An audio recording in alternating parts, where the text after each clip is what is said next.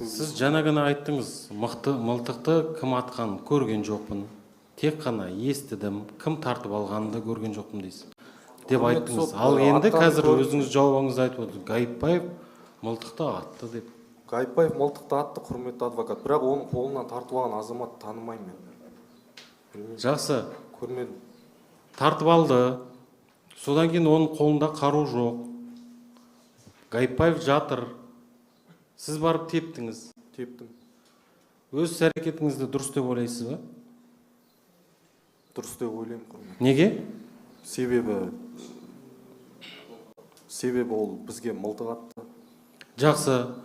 Сіз Ғайыпбаевты тептіңіз. Ал полиция қызметкерлері сізді ұрды. Олардікі дұрыс емес па? Аяусыздықпен ұрды ғой. Сіз аяушылықпен тепкен жоқсыз ба? Ол жерде төбелес орын алды ғой. Біз полиция қызметкерлерімен төбелескен жоқпыз ғой.